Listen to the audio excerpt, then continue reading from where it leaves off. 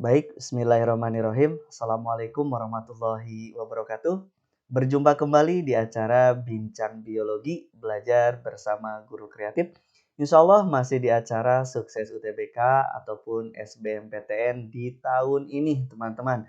Nah, di video kali ini saya sudah menyediakan prediksi paten, teman-teman. Tentu dengan ikhtiar dan doa maksimalkan, gitu ya.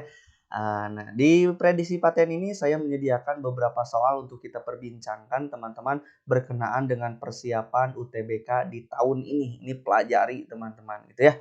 Oke, baik. Soal yang pertama, kita langsung saja untuk persiapan soal UTBK tahun ini apa saja yang akan muncul teman-teman. Ini prediksi paten. Jangan lupa like, comment, and subscribe. Patennya nih. Yang pertama, kita masuk ke soal pertama ya. Oke. Di soal yang pertama, teman-teman bisa perhatikan bahwa keberhasilan evolusi katanya akan bisa tercapai jika mutasi terjadi pada apa. Jadi diminta keberhasilan evolusi itu terjadi nih. Kapan? Kalau ada mutasi, mutasinya terjadi pada apa? Baik, kita akan bahas nih. Konsep yang pertama, teman-teman, ketika kita berbicara evolusi, maka teman-teman kan sudah tahu gitu ya, dia merupakan suatu perubahan. Di mana perubahannya itu dia secara perlahan-lahan, teman-teman ingat gitu ya. Jadi perubahan kata kuncinya mesti ada perlahan-lahan. Nah, selain itu ada jangka waktu di mana dia waktu yang dibutuhkan untuk evolusi itu tidak singkat gitu ya. Dia bertahap dan juga berlangsung cukup sangat lama. Jadi benar-benar itu dia konsep evolusi kalau mengenai 3 ciri ini gitu ya. Jadi perlahan-lahan, terus dia bertahap, selanjutnya dia membutuhkan waktu yang sangat lama gitu ya. Nah, evolusi teman-teman dia akan menghasilkan suatu perubahan bentuk gitu ya, di mana bentuk yang dihasilkannya itu dia mesti menjadi lebih baik. Kenapa Pak mesti menjadi lebih baik? Sebab dia akan eksis terhadap kondisi lingkungan yang baru. Jadi kalau evolusinya dia mengalami perubahan, tetapi perubahannya ternyata tidak lebih baik, maka dia pasti akan terjadi kepunahan. Gitu ya. Jadi yang namanya evolusi dia akan menghasilkan suatu perubahan bentuk, ini evolusi positif berarti menghasilkan perubahan bentuk di mana perubahan yang terjadi dia mengarah ke arah yang lebih baik gitu ya. Selain itu biasanya dia lebih kompleks gitu ya untuk dia bertahan terhadap lingkungan yang ada. Jadi lebih adaptif begitu. Nah, konsep yang kedua teman-teman, nah bahan mentah dari suatu evolusi ini teman-teman itu dikarenakan adanya variasi genetik gitu ya. Di mana? Di makhluk hidup tentunya gitu. Nah, variasi genetik ini teman-teman yang ada di makhluk hidup dia akan terus diseleksi oleh alam. Jadi adanya seleksi perubahan, adanya seleksi dari lingkungan itu mengakibatkan variasi genetik di dalam suatu individu sejenis biasanya dia ada yang mengalami perubahan. Contohnya misalkan kucing gitu ya, kucing yang ada di Indonesia saja misalkan dengan yang ada di luar negeri kan itu beda-beda, variasinya banyak. Kenapa? Sebab di sana ada faktor yang mempengaruhi untuk dia bertahan hidup terhadap kondisi yang berbeda gitu ya. Nah, variasi genetik ini menyediakan bahan mentahnya untuk dia beradaptasi, gitu ya. Nah, sumber variasi genetik ini, teman-teman, salah satunya adalah bersumber dari adanya perkawinan, teman-teman. Adanya perkawinan inilah yang mengakibatkan variasi genetik, gitu ya, dia menghasilkan lebih banyak, gitu ya. Dari mana? Tentu dari rekombinasi gen. Jadi adanya rekomendasi gen dari hasil perkawinan ini mengakibatkan variasi genetik menjadi lebih banyak gitu ya. Nah, selain itu teman-teman ada juga dari hal lain yaitu dari proses yang disebut sebagai mutasi. Jadi adanya mutasi juga menyebabkan variasi genetika di dalam setiap individu atau di dalam setiap spesies itu dia menjadikan variasi yang menjadikan faktor yang mengakibatkan variasi genetik menjadi lebih banyak juga gitu ya. Jadi selain adanya perkawinan atau rekombinasi gen, mutasi juga menyediakan adanya variasi genetik gitu ya, adanya mutasi itu. Oke, baik. Nah, dikarenakan di soal berbicara tentang mutasi, teman-teman, maka proses mutasi ini juga kan dia merupakan suatu perubahan. Namun perubahannya itu lebih spesifik, dia mengarah ke mana? Ke bahan genetika, gitu ya. Bahan genetik yang mana dalam tubuh kita itu bisa dalam bentuk DNA-nya yang mengalami perubahan maupun dalam bentuk RNA-nya yang mengalami perubahan. Jadi lebih spesifik gitu ya kalau berbicaranya mutasi gitu. Nah, mutasi ini teman-teman dia lebih banyak terdapat pada DNA gitu ya. Nah, DNA ketika dia mengalami mutasi, maka apa yang terjadi? Maka adanya mutasi DNA menyebabkan variasi genetika itu menjadi semakin luas, semakin bermacam-macam. Kenapa mesti DNA-nya yang dimutasikan? Sebab di dalam DNA dia menyimpan banyak gen gitu ya yang mengatur sifat pada individu itu. Gitu tuh adanya mutasi itu, gitu ya. Oke, baik. Nah, konsep yang keempat, teman-teman, kesimpulannya, jadi ketika kita berbicara mutasi ini, maka mutasi yang menunjukkan keberhasilan gitu ya, adanya proses evolusi ini, teman-teman, itu biasanya mutasinya itu terjadi yaitu pada bagian yang kita sebut sebagai DNA. Jadi ketika DNA-nya bermutasi, maka variasi genetiknya bermacam-macam, maka di situ menyediakan yang disebut sebagai proses evolusi terhadap suatu individu supaya intens, supaya eksis terhadap lingkungan yang baru. Gitu ya, itu dia tujuannya. Nah, DNA yang merupakan sumber keanekaragaman hayati, teman-teman, atau variasinya sangat banyak gitu ya pada suatu makhluk hidup ini, kalau dia terjadi evolusi, maka dia merupakan bagian dari adanya keberhasilan evolusi. Gitu ya. Nah, dia eksis terhadap lingkungan yang baru. Gitu. Jadi mesti DNA-nya. DNA yang mana? DNA plasma nutfahnya lebih spesifik gitu ya. DNA plasma nutfah adalah DNA dari individu itu. Gitu ya. Jadi jawabannya adalah yang E gitu, DNA plasma nutfahnya. Gitu ya. Oke, itu dia soal nomor pertama. Kita masuk ke soal nomor kedua. Bisa ya teman-teman, ini soalnya memang agak berat tapi mudah-mudahan teman-teman mengerti. Yang kedua, teman-teman, diprediksi yang akan keluar tahun ini bisa diperhatikan yaitu jika terdapat 20 kromatid. Nah, ini keren nih soalnya gitu ya. Nah, jika terdapat 20 kromatid katanya pada sebuah sel, teman-teman. Nah, berapa banyak sentromer diminta sentromernya? Nah, teman-teman bisa menjawab berapa sentromer pada suatu kromosom atau kromatid ketika teman-teman tahu sentromer itu apa gitu kan ya. Nah, kita akan membahasnya. Ini dia, kita akan lihat teman-teman. Kalau kita membicarakan dua hal, misalkan kita mau berbicara kromosom dengan kromatid itu apa sih Pak? Nah, itu tahap pertama yang mesti teman-teman tahu. Ya. Jadi kalau berbicara kromosom, kromosom itu dia merupakan molekul DNA, teman-teman. Jadi isinya itu banyak molekul DNA gitu ya dengan sebagian atau seluruh materi genetiknya atau yang kita sebut sebagai genom yang ada di dalam organisme itu. Itu dia kromosom gitu ya. Nah, kromosom ini teman-teman dia merupakan vektor hereditas. Jadi pembawa sifat yang diturunkan dari satu generasi ke generasi berikutnya. Gitu ya, itu berbicara kromosom. Seperti apa? Ini keseluruhannya. Kalau teman-teman berbicara gambar keseluruhannya ini dia berbicara kromosom. Lalu kromatidnya yang mana? Kromatid itu yang ini teman-teman, satu lengannya itu dia disebut sebagai kromatidnya. Gitu ya. Jadi kromatid itu teman-teman merupakan satu salinan dari kromosom yang baru disalin gitu ya, yang masih bergabung dengan kromosom aslinya dalam satu sentromer. Nah, sentromer itu yang mana? Yang ini teman-teman. Gitu ya. Jadi yang mengikat lengan atas dengan lengan bawah itu dia bagian yang disebut sebagai sentromer. Ini dia sentromernya. Gitu ya. Jadi lengan-lengannya dia namanya kromatid. Jadi kromatid itu sebetulnya mah satu salinan gitu ya dari kromosom yang baru. Jadi ketika dia melakukan duplikasi ini kan sudah menduplikasi gitu ya. Nah, salinannya itu dia disebut sebagai kromatid lengan-lengannya itu. Gitu ya. Ada gambar yang lain nih teman-teman, kita akan lihat lagi. Ini dia. Nah, misal saya punya gambar seperti ini, gitu ya. Nah, di dalam satu kromosom ini misalkan gambar satu kromosom teman-teman di mana dia sebelum terjadinya proses mitosis. Ini gambarnya seperti ini. Maka di dalam satu kromosom ini dia terdapat satu kromatid per kromosom, gitu ya. Nah, sentromernya yang mana? Ini satu kromatidnya ya dalam kromosomnya. Sentromernya adalah yang tengah ini.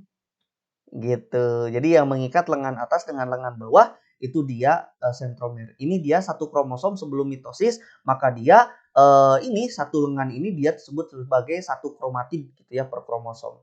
Nah, jadi kalau misalkan kromosomnya kita lihat setelah dia melakukan replikasi, teman-teman, maka gambarnya jadi seperti ini. Maka di bawahnya ini dia terdapat dua kromatid. Jadi kalau kromosomnya sudah bereplikasi, maka dia sudah memiliki dua kromatid per kromosomnya.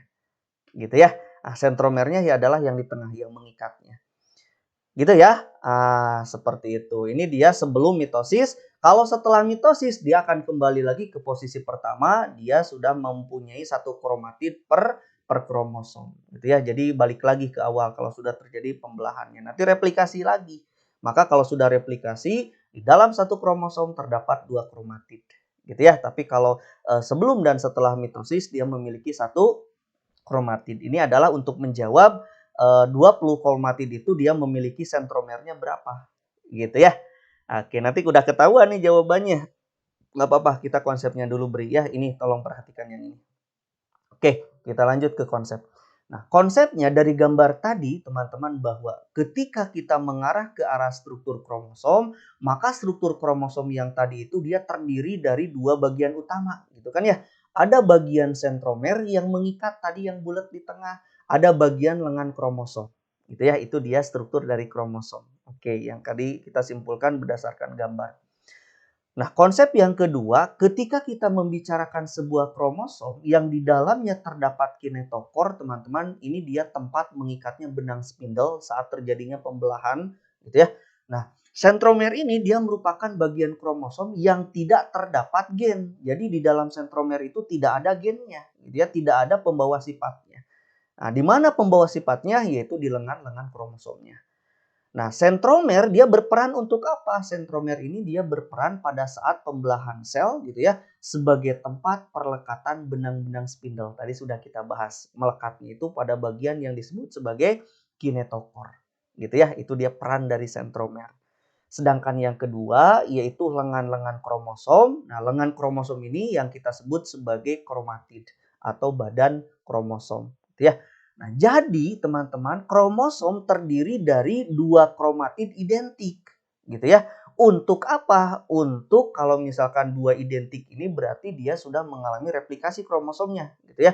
Yang terikat gitu pada sentromer tadi kan ya, sudah diikat oleh sentromer yang mengikat sentromernya. Artinya, jika terdapat 20 kromatid, teman-teman, ada 20 nih kromatid. Bayangkan tadi gambar yang tadi gitu ya. Nah, sedangkan maka ditanyakan berapa jumlah sentromernya, maka jumlah sentromernya itu tentu adalah setengahnya, yaitu 10 gitu ya. Jadi setengahnya kan tadi terdapat dua kromatid identik, ya udah 20 bagi 2 aja. Berapa? 10. Sebab sentromer itu mengikat dua kromatid identik. Gitu ya. Oke, jawabannya adalah 10. Gampang ya? Oke, baik. Kita masuk ke soal yang nomor ketiga. Nah, di soal nomor ketiga ini, teman-teman, coba perhatikan. Di sini disebutkan katanya struktur clamp connection, katanya, adalah suatu bentuk khas, gitu ya, yang terdapat pada hifa jamur. Yang ditanyakan adalah jamur dari divisi apa? Oke, si clamp connection ini. Oke, kita akan bahas. Begini. Nah, berbicaranya claim connection ini teman-teman sebetulnya harus tahu dulu nih bentuk dari yang ditanyakan ini seperti apa gitu ya. Nanti kita akan berikan konsep bahwa ketika kita mau mencari claim connection ini, maka ini dia dapat ditemukan pada divisi jamur yang disebut sebagai jamur Basidiomycota. Gitu ya. Nah, kenapa Basidiomycota ini kita akan bahas dulu. Dia itu merupakan jamur yang kebanyakannya itu dia makroskopis, teman-teman, gitu ya. Dan umumnya juga dia bisa dikonsumsi. Jadi yang dikonsumsi teman-teman keseharian itu kebanyakan dari anggotanya Basidiomycota gitu ya, yang jamur merang tuh jamur crispy ya. Nah, seperti itu atau jamur apa namanya? Jamur kuping gitu ya. Nah, habitat jamur ini teman-teman kebanyakan itu dia berada di lapangan atau di hutan-hutan tempat yang lembab lah gitu ya, kebanyakan di situ. Gitu. Nah, ciri utamanya apa? Ciri utamanya ini yang akan kita bahas berdasarkan pertanyaan. Nah, ciri utama dari Basidiomycota ini teman-teman bahwa hifanya itu dia bersepta. Apa septa itu, Pak? Dia bersekat. Jadi ada sekat di antara satu hifa dengan hifa yang lainnya itu ada pembatas, gitu ya, namanya septa. Nah, hifa yang bersepta ini dengan sambungan apitnya, gitu ya, maka itu yang disebut sebagai claim connection. Jadi kita bisa dapatkan claim connection itu di bagian hifa yang dimiliki oleh divisinya Basidiomycota, gitu ya. Nanti kita perlihatkan gambarnya. Nah, spora aseksualnya ciri utamanya dia terbentuk pada basidium yang memiliki bentuknya itu teman-teman seperti gada, gitu ya. Basidiumnya itu seperti itu. Itu untuk reproduksi aseksualnya. Nah, struktur tubuh dari Basidium mycota ini dia mencakup struktur yang ada yang mirip batang, gitu kan ya. Ada yang mirip tudung yang disebut sebagai basidiokarp. Jadi kalau teman-teman lihat jamur merang seperti payung kan ya, seperti tudung kan ya. Itu adalah tudungnya itu atau payungnya itu dia disebut sebagai basidiokarp gitu. Nah, dia juga memiliki struktur yang disebut sebagai basidium gitu ya, di mana basidiumnya itu dia mampu menghasilkan organ untuk bereproduksi yaitu spora gitu ya. Jadi basidiumnya itu dia mampu menghasilkan spora-spora gitu. Jadi untuk reproduksi aseksualnya. Gitu ya. Nah, ini dia gambarnya nih teman-teman berbicaranya claim connection ini. Misalkan ini hifa-hifa jamurnya. Ini dalam keadaan dikarion teman-teman gitu ya. Ada dua inti lalu dia melakukan proses mitosis. Mitosis menghasilkan dua anak kan masing-masingnya ya. Oke, ini membelah maksudnya membelah satu kali dia menghasilkan dua sel. Ini dia dari merah jadi ada dua, yang hitam dia jadi dua gitu kan ya, itu mitosis. Lalu dia akan berhijrah, dia akan berpindah si inti-inti sel ini. Nah, dia proses pembentukan septumnya ini, pembentukan septanya. Nah, jadi lihat pergerakannya dia akan bergerak ke lengkungan-lengkungan ini. Nah, ini lengkungan-lengkungan. Lalu ketika sudah terjadi pemisahan, maka septa itu terbentuk. Nah, ini septa gitu ya. Lalu dia terjadi pemisahan secara utuh. Nah, ini dia septanya, ini sekatnya. Nah, bekasnya, tonjolannya itu kita sebut sebagai claim connection-nya. Nah, ini claim connection gitu ya. Jadi kalau gambar aslinya ini teman-teman, ini dia septanya. Nah, ini septa. Ini si hifa yang bawah, hifa yang kiri maksudnya misalkan ini yang kanannya, ini hifa yang kirinya dibatasi oleh septum gitu ya, septa. Lalu bekas perpindahan dari intinya itu yang tonjolan ini disebut sebagai claim connection-nya. Gitu ya, seperti itu. Oke. Jadi dapat ditemukan di mana claim connection ini, yaitu dapat ditemukan pada divisi jamur Basidiomycetes atau Basidiomycota. Gitu ya. Oke. Kita lanjut ke soal berikutnya yaitu kelinci berarti ya. Oke, ini dia kelinci. Di soal tentang kelinci ini apa ya? Tumbuhan katanya lebih mudah dimanipulasi melalui rekayasa genetik dibandingkan dengan hewan. Kenapa? Ini dia tujuannya. Ada gitu ya. Nah, kenapa dia mudah dimanipulasi, direkayasa genetik, teman-teman? Sebab tumbuhan itu punya sifat selnya yang tidak dimiliki oleh sel hewan. Apa sifatnya? Kita akan bahas. Oke, baik. Konsep yang pertama.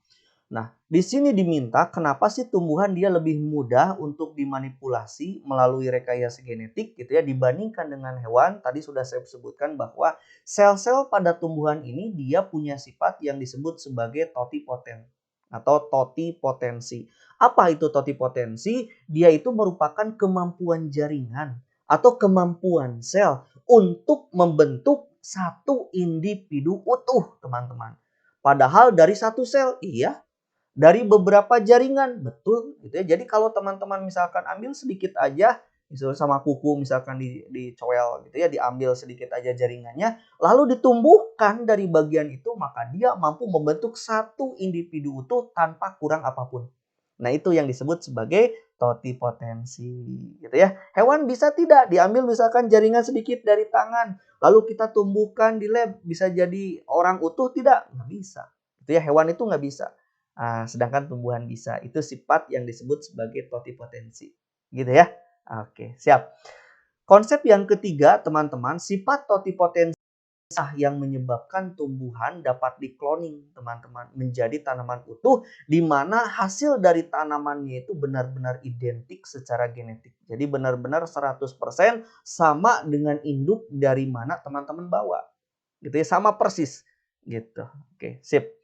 Nah, ini dia prosesnya teman-teman. Misalkan saya punya wortel Gitu ya, misalkan dari tumbuhan wortel ini saya ambil sedikit jaringannya, saya potong misalkan secara melintang, lalu bagian ini saya potong-potong lagi menjadi bagian lebih kecil. Nah, bagian yang lebih-lebih kecil ini kita sebut sebagai explant. Ini namanya kultur jaringan nih teman-teman, gitu ya, proses bagaimana kultur jaringan terjadi.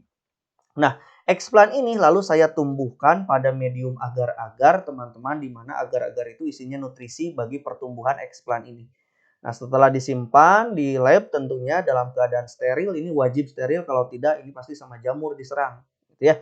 Nah, kalau sudah steril kita tumbuhkan, maka dari potongan explant ini dia masing-masingnya dia akan membentuk yang namanya kalus. Gitu ya. Kalus itu adalah jaringan, jadi dari explant memperbanyak diri.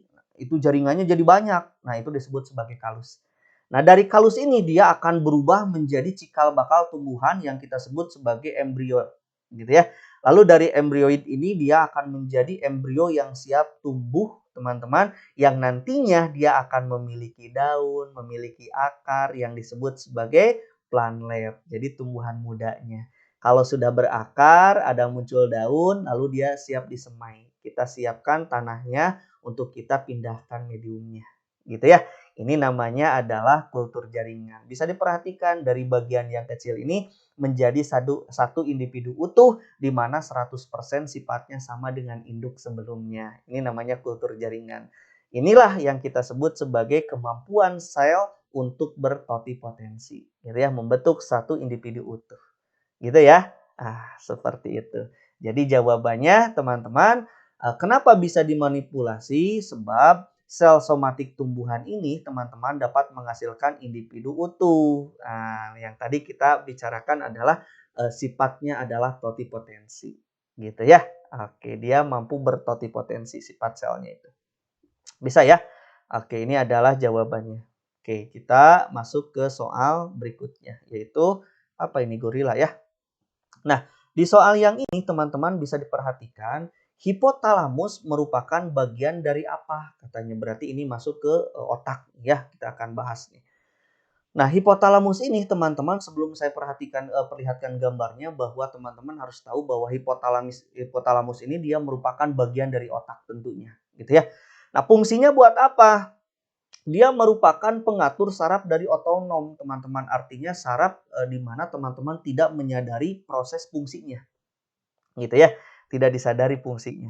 Nah, contohnya misalkan mengatur emosi, tingkah laku, suhu tubuh, lapar gitu kan ya, haus, tidur, keseimbangan metabolisme tubuh, juga tekanan darah. Ini dia peran utama dari yang namanya bagian dari otak, salah satunya adalah hipotalamus ini. Gitu ya, ini peran utamanya. Nah, hipotalamus ini dia juga menghasilkan faktor-faktor atau apa namanya, senyawa-senyawa kimia yang mempengaruhi organ lain. Siapa organ lainnya yang dipengaruhi oleh hipotalamus? Itu adalah kelenjar hipofisis. Artinya, kelenjar hipofisis ini tidak akan pernah menghasilkan hormon untuk merangsang suatu organ jika tidak diperintah oleh hipotalamus. Gitu ya. Nah, jadi hipotalamus itu peran utamanya salah satunya lagi gitu ya, salah dua berarti. Salah duanya adalah mengatur gitu ya kerja dari kelenjar hipofisis ini. Gitu. Oke, nanti kita perlihatkanlah gambarnya. Nah, hipotalamus teman-teman dia merupakan otak yang berada di bagian otak depan. Jadi kalau mau mencari hipotalamus, cari di bagian otak yang disebut sebagai otak bagian depan. Gitu ya. Nah, sama halnya seperti talamus, di situ ada talamus. Jadi ada hipotalamus, ada talamus, juga ada kelenjar pituitari atau teman-teman hipofisis gitu ya. Terus di situ juga ada kelenjar pineal. Gitu ya. Oke, sip. Itu dia bagian dari otak depan. Jadi selain hipotalamus. Oke, nah ini dia gambarnya. Nah, kita akan cari teman-teman hipotalamus ada di mana, yaitu ada di otak bagian depan. Otak bagian depan itu ada apa saja di dalamnya? Bagian depan itu ada cerebrum. Cerebrum itu dia adalah otak besar. Otak besar nanti dibagi-bagi lagi. Ada frontalis gitu kan ya. Ada parietalis, ada temporalis, ada occipitalis. Yang peran-perannya teman-teman sudah tahu. Ini frontalis kecerdasan, ini parietalis sensoris, temporalis pendengaran, occipitalis dia visual gitu ya, penglihatan. Temporalis tadi auditori ya, pendengaran. Oke, terus ada talamus. Nah, talamus ini dia letaknya berdekatan dengan yang namanya hipotalamus. Jadi hipotalamus itu dia adanya di otak depan, gitu ya. Nah, oke, di bawahnya lagi ada kelenjar pituitari atau kita sebut sebagai hipofisis. Ini dia, gitu ya. Terus ada otak bagian tengah turun ke bawahnya, terus ada otak belakang. Otak belakang itu punya bagian-bagian, ada yang disebut sebagai medula oblongata, teman-teman, ada yang disebut sebagai cerebellum. Cerebellum itu adalah otak kecil yang perannya adalah untuk keseimbangan, gitu ya. Nah, seperti itu. Turun lagi ke bawah baru bergabung dengan sumsum tulang belakang. Ini ya, ini gambarnya. Nah, lebih spesifik lagi kita belah secara berarti kalau dari atas ke bawah dia membujur gitu ya, bukan melintang. Kalau dibelah secara membujur, ini dia hipotalamus itu dia jadi berdekatan dengan talamus, ini talamusnya, lalu ke bawah ada hipotalamus. Gitu ya, ke bawah lagi dia ada hipofisis. Yang ini ya, ini dia hipotalamusnya. Silakan teman-teman bisa lihat lagi ya. Ini dia tadi otak kecilnya, cerebellumnya. Ini dibelah secara membujur ya. Oke, sip. Seperti itu ya. Oke, jadi teman-teman, hipotalamus itu merupakan bagian otak bagian mana? Nah, ini tadi ya, ini tambahan sebelum kita jawab. Tambahan tadi ini ada bagian otak besar, ada frontalis, gitu ya, ada parietalis, di sini ada parietalis, ada occipitalis, ada juga temporalis. Gitu ya, ini otak besarnya yang diwarnain ini. Tambahan biar teman-teman tahu ya. Oke, sip. Maka teman-teman jawabannya adalah otak bagian depan. Gitu ya, hipotalamus itu ini otak depan. Oke, baik. Kita lanjut. Tadi soal yang gambar apa ini lupa saya ya. Oh, gorila ya. Sekarang burung hantu berarti. Nah, kita masuk ke soal yang burung hantu. Pernyataan tentang karakteristik, diminta karakteristik katanya hubungan predator dan mangsa. Jadi ada pemangsa, ada yang dimangsa katanya. Berikut ini benar, kecuali berarti yang salah. Baik, kita akan bahas. Nah, berbicaranya predator, teman-teman, atau predasi gitu ya. Ini dia hubungannya itu kalau di dalam proses simbiosis ini adalah namanya predasi gitu ya, di mana interaksi antara mangsanya yaitu dengan pemangsa atau disebutkan di soal predator dengan mangsa. Maka hubungannya adalah disebut sebagai predasi gitu ya.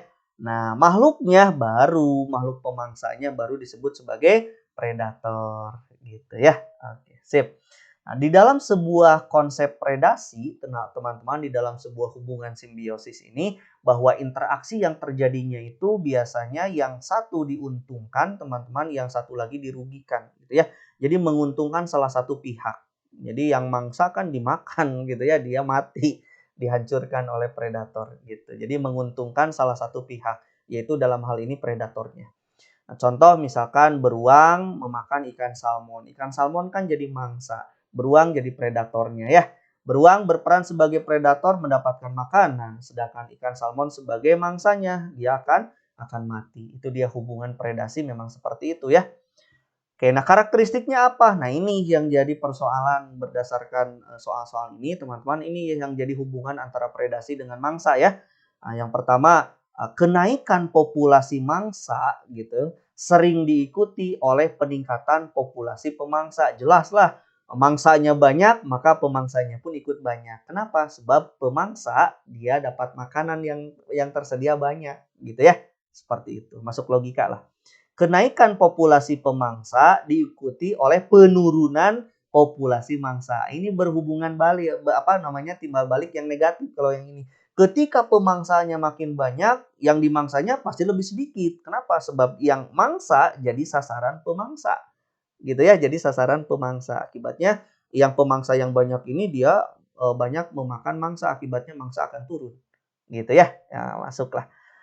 Kamuflase adalah adaptasi yang melindungi mangsa. Betul kan? Adanya adaptasi, adanya kamuflase mengakibatkan pemangsa sulit tuh mencari mangsanya. Nah, benar ya. Terus produksi jumlah besar keturunan dalam waktu yang sangat singkat memastikan kelangsungan hidup beberapa populasi mangsa. Betul loh ya, gitu ya. Nah, ini mah udah konsep yang benar. Terus yang kelima, populasi mangsa paling sering katanya menghilangkan populasi pemangsa. Jelas, kalau turun mangsanya jelas, pemangsa pun pasti akan turun sebab makanannya tidak ada. Gitu ya, mestinya seperti itu. Nah, ini minta yang kecuali, yang salah. Maka yang sebelum ke sana kita lihatkan nih bahwa konsep yang pertama dan yang kedua ini dilihat dari gambar, teman-teman. Ini yang titik-titik yang strip-strip adalah dinamika mangsa, maaf, kalau yang merah itu dia predator. Coba perhatikan. Ketika mangsa itu dia naik, makanan banyak, maka predator juga ikut banyak ya. Tapi ketika mangsanya turun, predator juga ikut turun sebab makanannya kan nggak ada, gitu ya. Tapi ketika mangsa naik lagi, ini lihat predator siap-siap naik lagi, gitu ya kan ya. Naik lagi nih ketika dia mencapai puncak, dia sudah mulai predator itu sudah mulai naik lagi. Ketika naik lagi, maka mangsa turun lagi. Gitu, hubungannya seperti itu. Jadi jawaban yang salahnya adalah yang E. Apa? Populasi pemangsa paling sering menghilangkan populasi mangsa. Kebalik. Harusnya mah yang mangsa ketika mangsa turun, ya pemangsa juga turun. Gitu ya. Mangsa naik, maka pemangsa juga naik. Gitu ya. Ini kebalik. Harusnya mah populasi mangsa gitu ya yang sering menghilangkan populasi pemangsa. Ini poin yang kelima. Gitu ya. Bisa diperhatikan sama teman-teman. Oke, ini soal burung hantu. Kita masuk ke apa ini? Ke kuda ya. Oke, kita lihat kalau soal yang kuda apa nih? Berikut ini adalah enzim katanya yang terlibat dalam proses replikasi DNA. Oke, replikasi DNA itu kan tujuannya untuk memperbanyak diri DNA-nya ya. Nah, sekarang enzim-enzim apa yang terlibat di dalam proses perbanyakan DNA? Oke, baik. Nah, berbicaranya replikasi, tadi sudah saya sebutkan bahwa dia itu merupakan proses perbanyakan atau di mana DNA itu dia digandakan. Gitu ya, tujuannya tentu tadi untuk perbanyakan. Nah, ini dia teman-teman enzim-enzim yang terlibat langsung membantu di dalam proses replikasi DNA. Apa? Yang pertama, ada yang disebut sebagai enzim helikase. Nah, enzim helikase ini dia berperan teman-teman helix gitu ya. Dia helikase berperan dia memotong ikatan hidrogen yang ada di dalam DNA.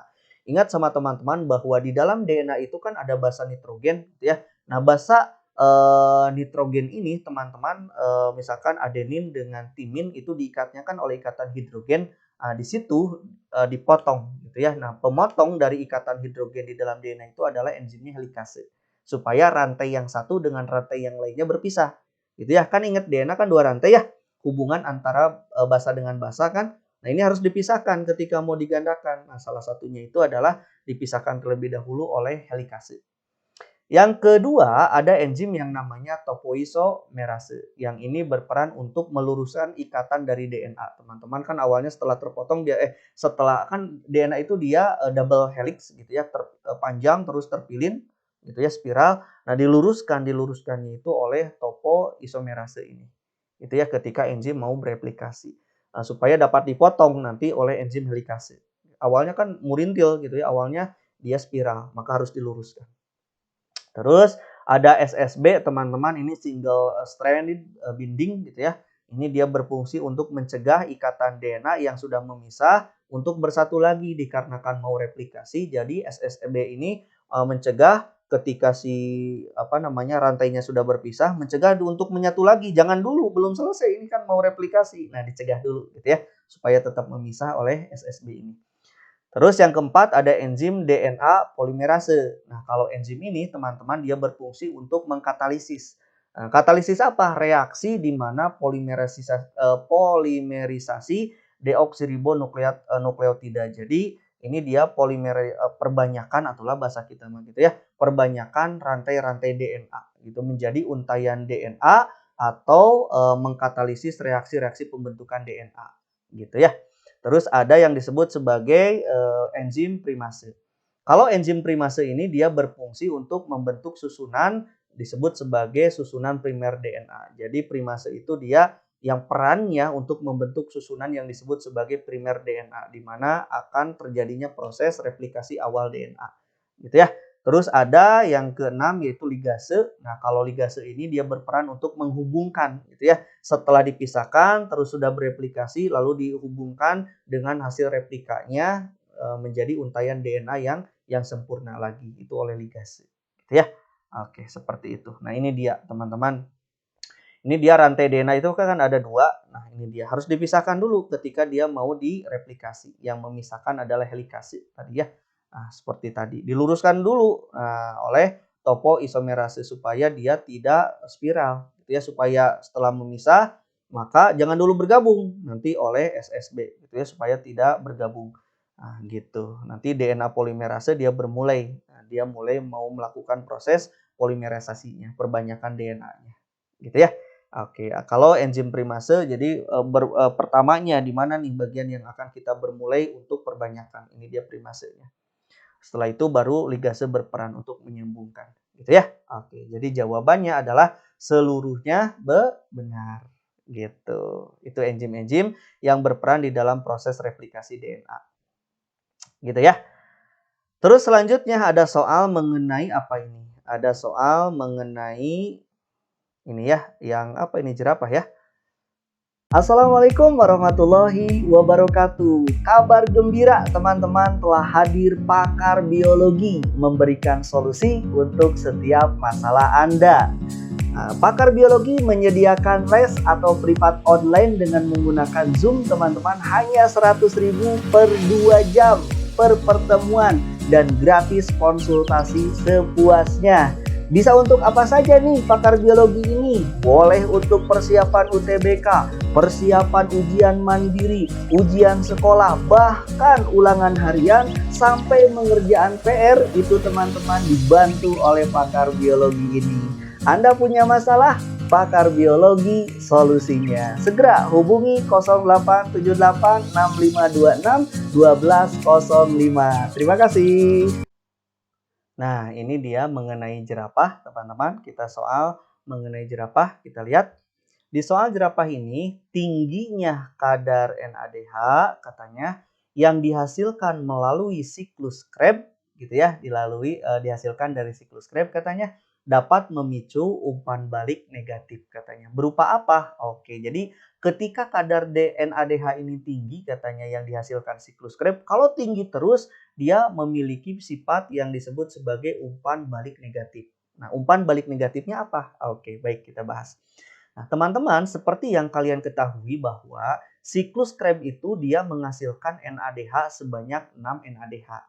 Nah, selain 6 NADH kan, selain 6 NADH dihasilkan 4 CO2, 2 ATP gitu kan ya, sama 2 FADH. Ingat itu kan ya?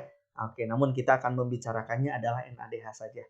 Nah, tingginya kadar NADH yang dihasilkan oleh siklus Krebs ini teman-teman dihasilkan pada reaksi ini yang nantinya akan menyebabkan terganggunya proses yang disebut sebagai gluconeogenesis. Saya ulangi, tingginya kadar NADH yang dihasilkan oleh siklus Krebs menyebabkan terganggunya proses gluconeogenesis. Apa itu proses gluconeogenesis? Proses ini merupakan teman-teman proses pembentukan glukosa tetapi bahannya itu bukan dari karbohidrat. Dari apa, Pak? Pembentukan glukosanya itu yaitu dari senyawa yang lain, yaitu bisa dari protein, bisa juga dari lemak. Maka penyusunan glukosa kalau bukan dari karbohidrat yang awalnya dari bahan protein dan lemak, maka itu disebut sebagai gluconeogenesis. Nah, proses ini akan terganggu kapan? Ketika kadar NADH mencapai tinggi, mencapai puncak gitu kan ya, atau beredar sangat banyak. Nah, proses ini akan terhambat gitu ya. Nah, karena NADH yang tinggi ini, teman-teman, dia akan menghambat suatu proses yang disebut sebagai konversi laktat, teman-teman.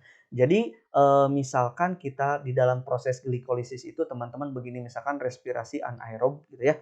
Nah, ketika proses respirasi anaerob terjadi di dalam tubuh kita, kapan? Ketika kita misalkan lari cepat. Nah, saat kita melakukan proses lari cepat, maka sel-sel otot kita akan melangsungkan yang namanya fermentasi atau respirasi anaerob. Nah, proses dari fermentasi di otot itu dia akan menghasilkan asam laktat. Gitu kan ya? Nah, asam laktat ini dia yang menyebabkan teman-teman pegal-pegal kalau setelah berolahraga, gitu kan ya? Tetapi sebetulnya secara alamiah asam laktat itu kan akan diurai kembali menjadi asam piruvat. Dia akan dirubah kembali menjadi asam piruvat. Asam pirupatnya jadi apa? Bisa balik lagi jadi glukosa, bisa gitu ya. Namun itu akan dicegah, gitu ya. Nah, dicegahnya bagaimana? Ketika kadar NADH di dalam tubuh tinggi. Nah, sampai kapanpun kalau NADH-nya tinggi, maka laktat akan masih terdapat di dalam otot kita. Itu dia penyebabnya, gitu ya. Seperti itu akibatnya.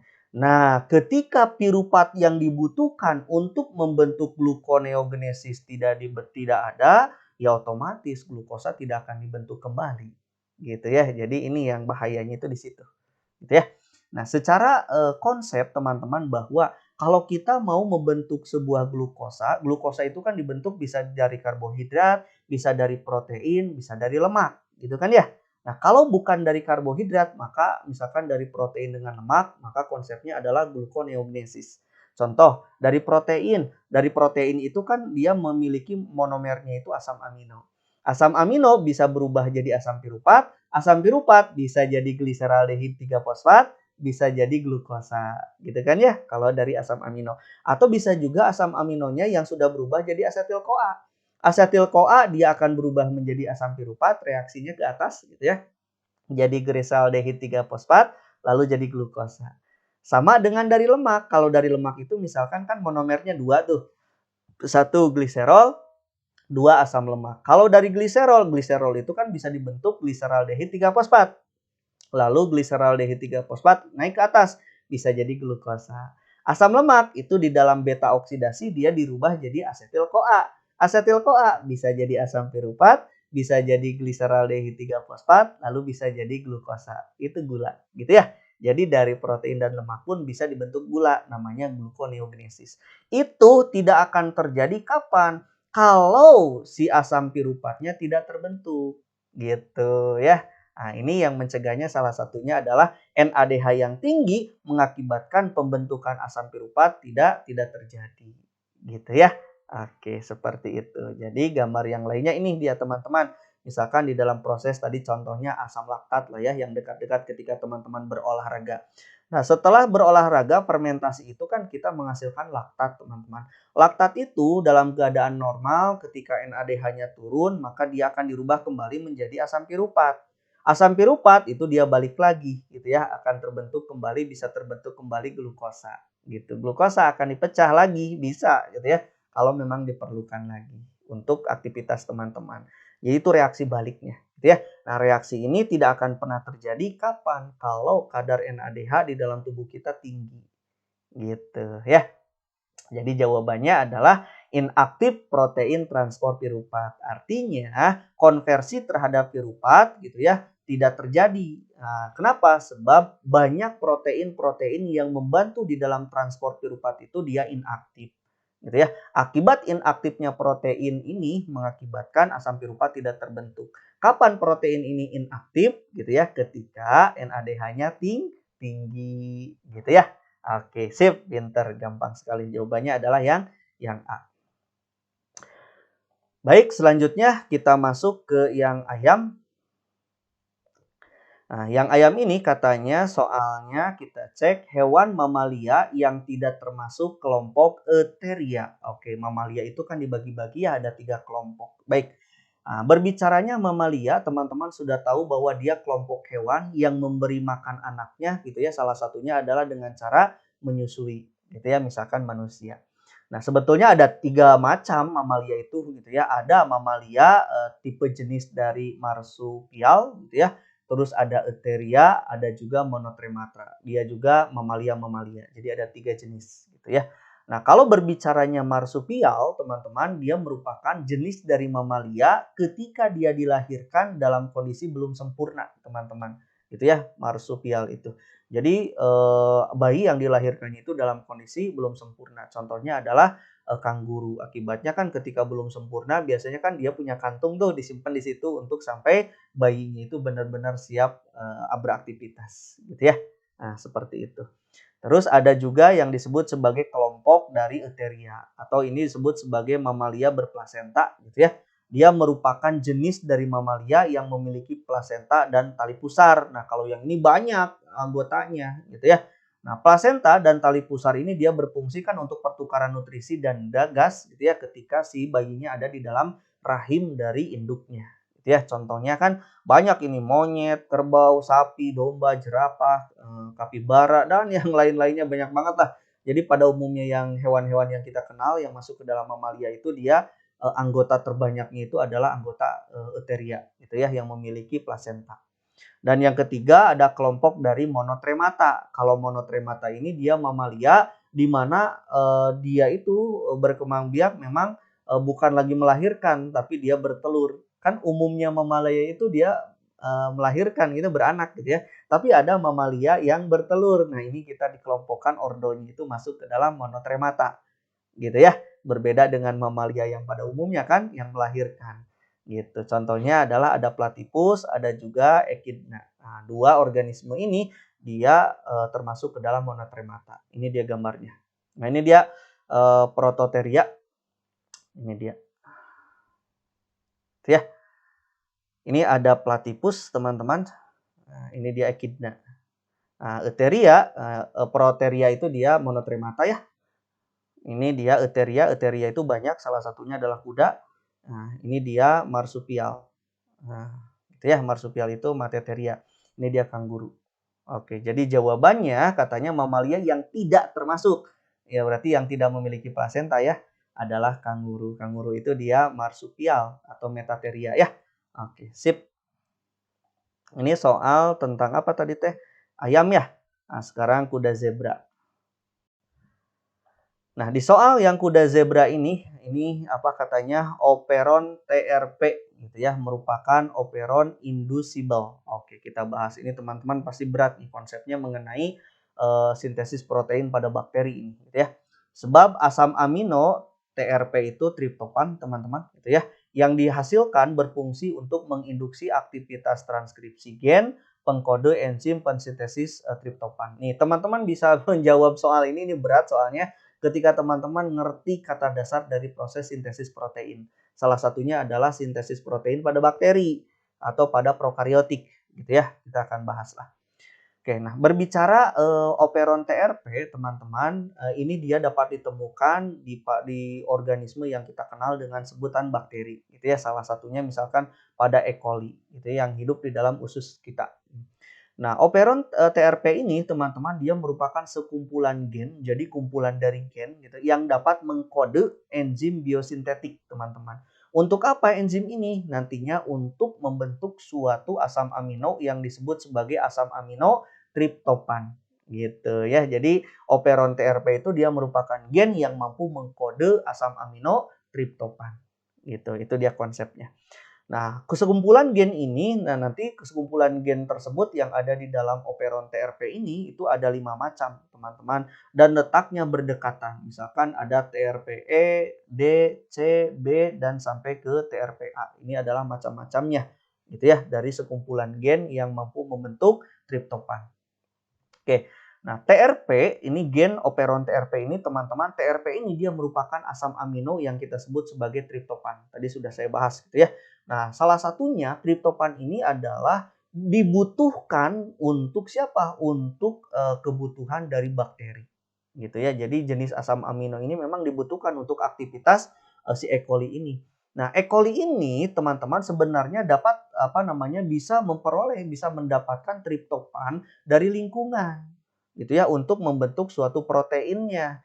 Tapi teman-teman bisa juga dihasilkan oleh sendiri yaitu melalui sintesis protein gitu ya.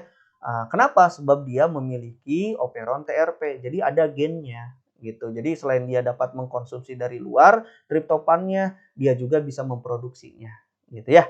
Oke. Nah, kenapa? Sebab dia memiliki operon TRP, memiliki sekumpulan gen untuk membentuk triptofan. Nah, sedangkan operonnya teman-teman ya, ada dalam tubuh bakteri itu. Ketika dalam keadaan triptofan sedikit misalkan gitu ya di lingkungan, maka si tubuhnya itu si gen-gen itu akan memicu proses transkripsi gen. Jadi proses sintesa protein. Oh, di lingkungan kurang nih triptofan sedangkan dibutuhkan oleh bakteri, maka operon TRP gen-gennya itu akan membentuk asam amino yang memang dibutuhkan. Dalam hal ini adalah sedang berbicara asam amino jenis dari triptofan. Gitu ya, itu konsepnya. Itu tujuannya adanya operon TRP. Nah, di soal disebutkan bahwa di sini ada operon TRP merupakan operon inducible. Nah, kalau inducible teman-teman itu bukan untuk gennya TRP.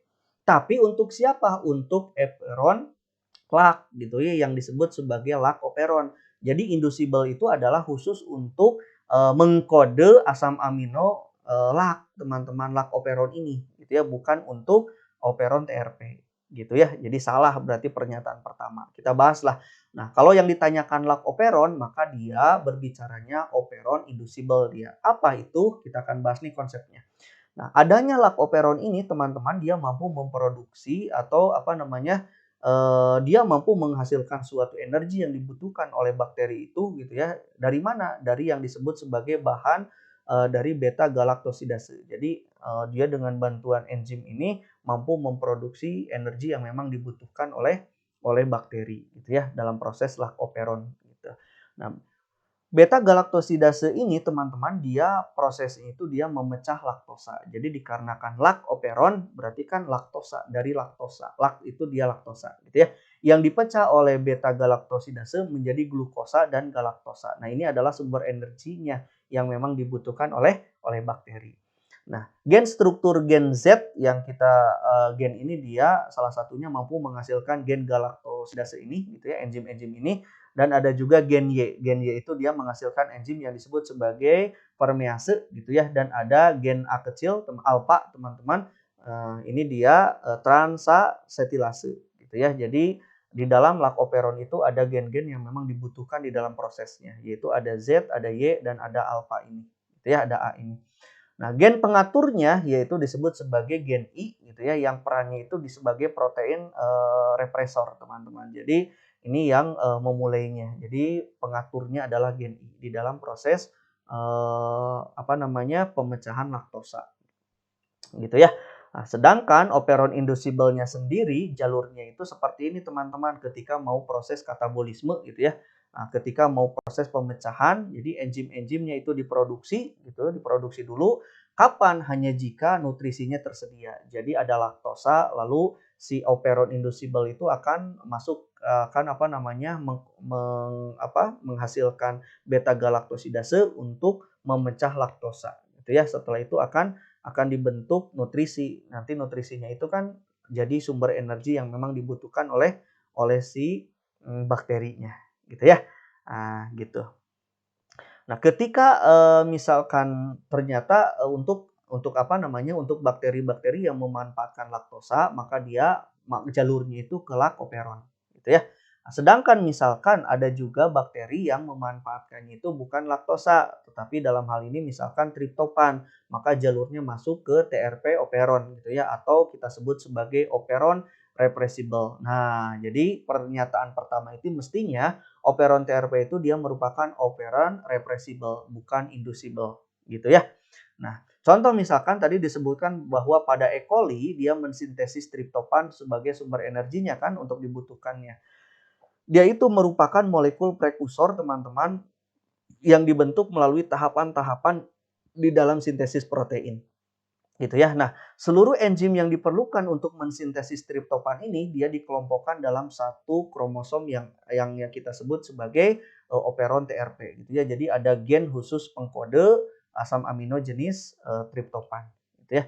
Nah, satu promotor bekerja untuk seluruh gen yang menjadi enzim tersebut membentuk unit transkripsi gitu ya. Jadi satu promotornya itu dia bekerja untuk seluruh gen yang menjadi enzim tersebut. Jadi dikendalikan oleh promotor gitu ya di dalam TRP operonnya. Tidak seperti halnya inducible yang memiliki banyak beberapa enzim gitu ya, sampai 3 tadi ya. Oke, nah operon reversible ini di jalurnya itu bukan jalur katabolik teman-teman, tapi operon reversible itu jalurnya jalur anabolik. Jadi jalur penyusunan. Kalau inducible itu dia jalurnya itu jalur pemecahan atau katabolisme gitu ya. Ingat-ingat tuh. Kalau operon reversible yaitu dalam hal ini TRP operon jalurnya itu anabolik. Jadi proses pembentukan. Siapa yang dibentuk? TRP, triptofan gitu ya. Kalau tadi siapa yang dipecah? Laktosa gitu. Nah, jika triptofan dalam sel kadarnya misalkan sangat besar, maka mekanisme umpan balik gitu ya untuk dia berhenti. Kalau kurang misalkan di lingkungan, maka dia untuk dibentuk oleh TRP triptofan ini gitu ya. Nah, itu jadi jalurnya jalur anabolik dan TRP operon dia merupakan operon reversible gitu ya. Jadi jawabannya adalah yang E. Kenapa yang keduanya salah? Coba dibaca sama teman-teman. Asam amino triptofan yang dihasilkan berfungsi untuk menginduksi aktivitas transkripsi gen. Salah, kebalik gitu ya. Harusnya transkripsi gen ini gitu ya. yang nantinya untuk membentuk asam amino triptofan gitu ya. Kebalik ini, konsepnya kebalik. Nah, ini di sini ya. Nah, ini dia. Ada dalam tubuh bakteri ketika keadaan triptofan sedikit sehingga memicu proses transkripsi gen, menimbulkan penyusunan dan menghasilkan triptofan. Jadi dari transkripsi gen. Ini kebalik, harusnya transkripsi gen dia akan memproduksi asam amino. Kalau yang ini mah asam amino gitu ya, yang dihasilkan ini berfungsi menginduksi, salah. Gitu ya, adanya aktivitas transkripsi gen menginduksi asam amino gitu ya, kebalik. Jadi jawabannya adalah E, salah-salah. Gitu ya. Oke, ini tentang kuda zebra. Terus selanjutnya ada kepiting, teman-teman. Nah, di kepiting ini, soal kepiting ini apa katanya? Sebagian besar gas CO2 dari jaringan dibawa ke paru-paru katanya dalam bentuk karbominohemoglobin. Sebab kemampuan Hb mengikat oksigen lebih lemah jika dibandingkan mengikat CO2. Betul, salah? Oke, kita bahas ya. Masa seperti itu? Kita akan lihat. Konsep yang pertama, teman-teman. Berbicaranya transport karbon dioksida atau CO2, teman-teman, pengangkutnya itu ada 3. Yang pertama, dia bisa larut di dalam plasma dan persentasinya sangat kecil, gitu ya, sekitar 10% lah.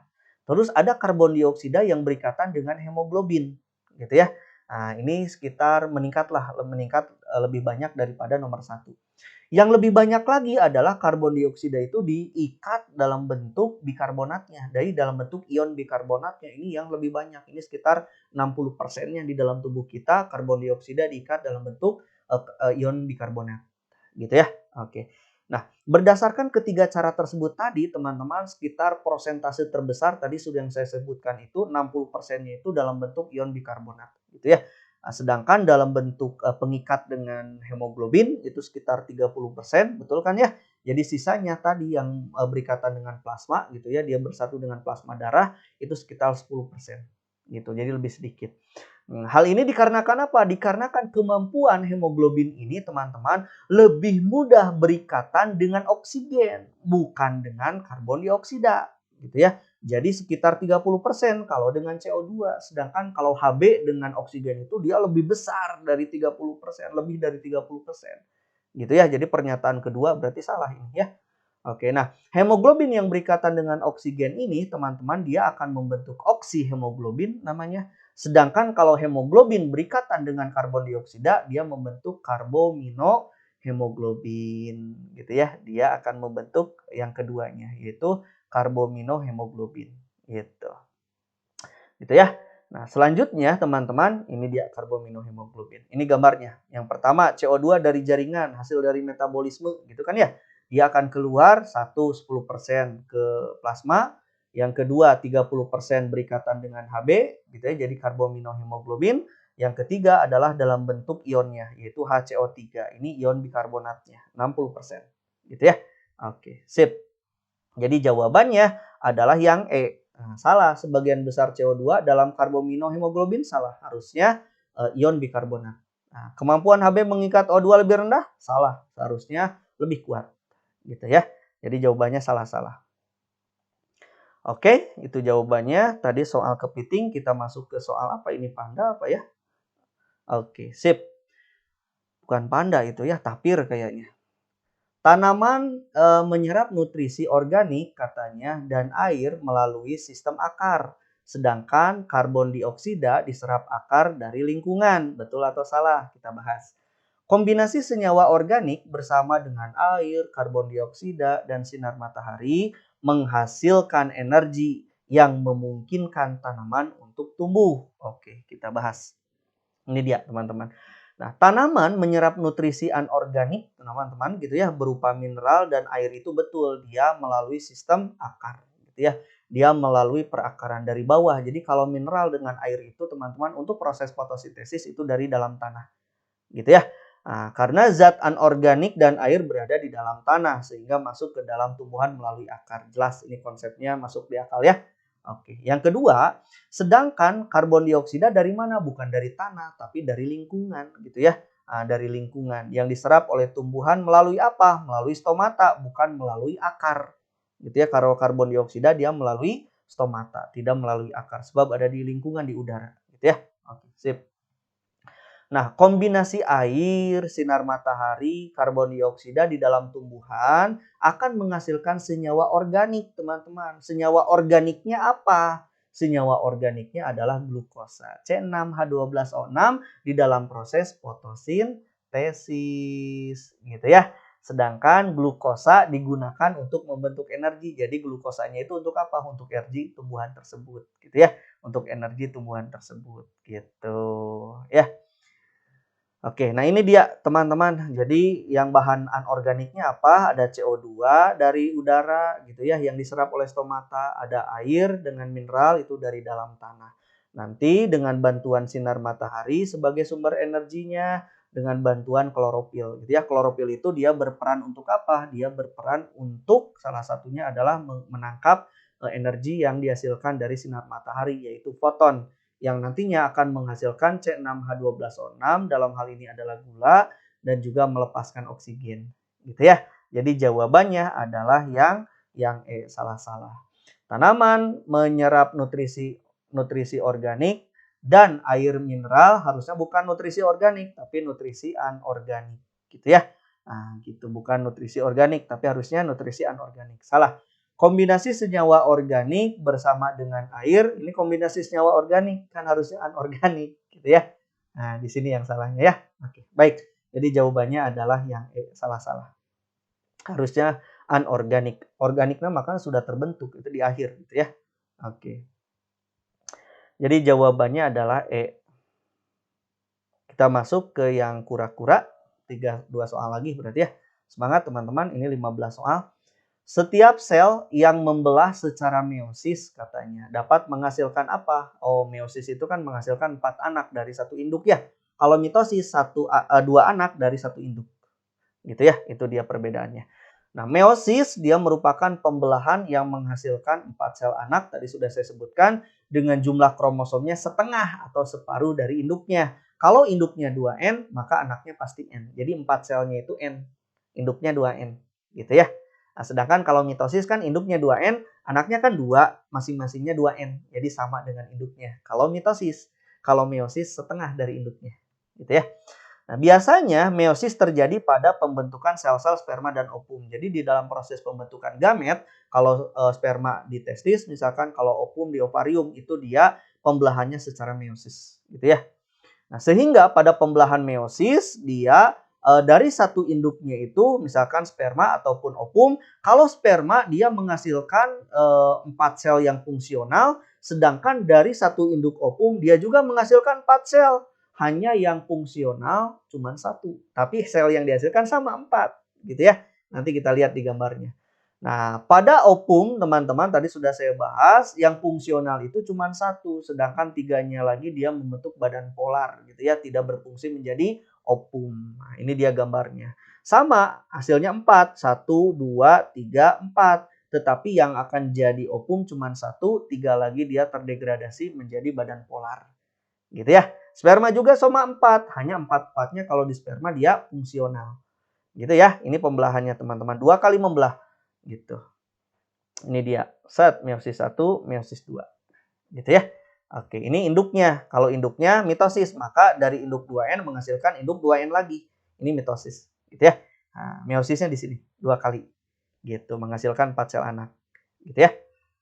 Oke, jadi jawabannya adalah menghasilkan 4 sel telur dan 4 sperma. Soalnya nggak ada lagi jawabannya. Harusnya makan kalau yang lebih tepat 4 sel telur itu dijelaskan lagi. 1 yang fungsional, 3 lagi tidak jadi sel telur gitu ya. Jadi badan polar.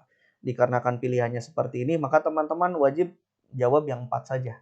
D berarti ya 4 itu. Oke, baik.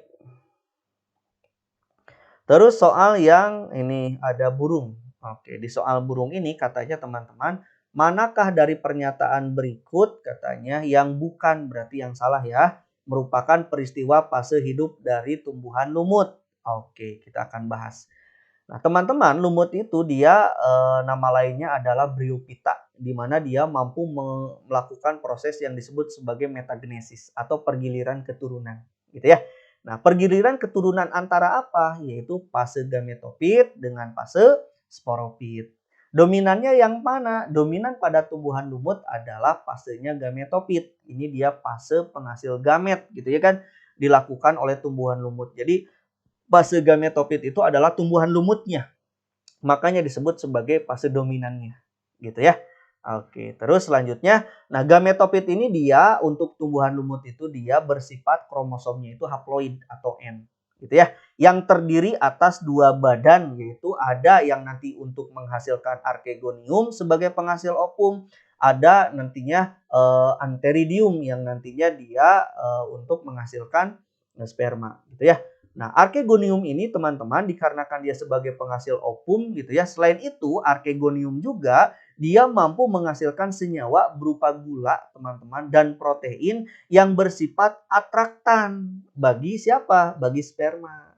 Apa itu atraktan? Atraktan itu teman-teman yang nantinya bisa mengundang sperma untuk datang ke situ. Gitu ya. Seperti itu. Nah, pembuahan ovum dengan sperma khususnya pada tumbuhan lumut ini teman-teman ketika bergabung kan dia akan membentuk zigot gitu ya. Nah, zigotnya ini diselubungi oleh yang namanya archegonium. Jadi dikarenakan fertilisasinya di archegonium gitu ya, dia terselubungi oleh archegonium ini akan tumbuh berkembang nantinya menjadi apa? Jadi fase sporopit gitu ya. Nah, di dalamnya ada sporogonium gitu ya yang merupakan fase sporopit yang nantinya akan menghasilkan spora yang sifatnya haploid gitu ya. Jadi teman-teman, yang bukan merupakan peristiwa pada tumbuhan lumut itu adalah nomor 3. Contoh, yang satu, gametofit dewasa bersifat haploid. Betul, nih gambarnya. Nah, dia gametofit dewasa, ini dia haploid N, gitu ya. Archegonium menghasilkan substansi yang bersifat atraktan, ini betul, gitu ya. Oke, sporopit menghasilkan spora yang diploid. Nah, ini salah. Sporopit itu dia menghasilkan spora, sporanya itu N. Gitu ya. Dia kan ini sporangium, fase sporopit itu dia menghasilkan apa? Menghasilkan N gitu ya. Berarti kan yang bukan, salah, harusnya ini dia N. Ini salah, bukan diploid. Zigot dilindungi oleh archegonium. Betul, zigot itu adanya di sini nantinya. Gitu ya. Sperma dan ovum itu fertilisasinya di sini. Dilindunginya oleh apa? Oleh archegonium. Gitu ya. Ini kalau dari gambarnya. Ini kalau dari siklus hidupnya diurutkan begini. Jadi jawabannya yang 3 saja, yang lainnya betul gitu ya. Jadi ini nggak ada jawaban teman-teman gitu ya. Harusnya mungkin 1, 3, tapi kan gametofit dewasa bersifat haploid, harusnya mungkin diploid kalau mau disalahkan. Gitu ya. Jadi yang ini yang salah cuma nomor 3 saja. Gitu ya. Oke, soal yang terakhir yaitu soal yang bebek. Ini bebeknya kita lihat, oh bebeknya belum. Oke, kita balik dulu ke sini ya. Nah, ini soal yang terakhir. Soal yang terakhir yang bebek ini katanya keterangan gambar potongan melintang batang yang benar katanya. Ini dia batang apa coba? Nah, ini dikotil ya. Oke, kita akan bahas bagian-bagiannya. Di gambar ini kenapa saya tadi sebutkan dikotil teman-teman? Sebab di sini kan ada yang disebut sebagai silem, ada phloem, lalu lihat ini rapih banget gitu ya. Ini rapih. Kalau yang batangnya monokotil itu dia tersebar pembuluhnya. Ini pembuluhnya rapih gitu seperti ini. Itu dikotil. Nah, ini dia kalau lihat dari gambar di situ, nanti kita akan lihat bagian terluarnya yang warna ungu-ungu ini yang A ya. Yang A ini berarti kita lihat ini adalah sklerenkim gitu ya. Terus nanti ada phloem, phloem itu di bawahnya berarti yang warna di sini berarti mana ini yang warna ini ya. Nah, yang warna hijau gitu. Terus silem berarti yang bawahnya, ya berarti yang warna hijaunya lagi yang ke bawah ini berarti yang D ya. Ini dia silemnya. Terus ada empulur, empulur yang tengah berarti yang C, ini dia empulur. Gitu ya. Terus mana ini? Oh, tadi ini di tengahnya ya, ke bawahnya. Terus epidermis, ini dia epidermisnya. Seludung pembuluh ya, ini pembuluhnya yang B ini pembuluh silem dengan phloem ini ya. Silem dengan phloem, ada silem phloem nih di sini. Ini berarti silem phloemnya, korteksnya ada di sebelah sini ini. Nah, gitu ya. Oke, ini kalau dari gambar. Nah, berdasarkan gambar di atas, maka bagian A tadi sudah betul ya. Kita cek lagi yang A itu dia betul sklerenkim. Nah, yang B-nya itu dia pembuluh, ini pembuluh angkut, betul keseluruhannya pembuluh angkut. Nah, yang C-nya itu dia empulur, betul empulur. Nah, yang D ke arah bawah, jadi yang ini masih berarti oh iya benar. Yang ini dia masih ke phloem gitu ya, silemnya ada di bawah lagi berarti ya. Gitu ya, ini mengarah ke arahnya seperti itu.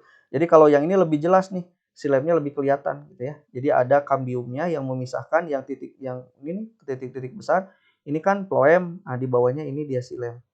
Gitu ya. Kalau ini pembatasnya kecil berarti ini silemnya yang di bawah-bawahnya, ini silemnya, yang di atasnya ini phloemnya. Gitu ya. Oke, siap, sip.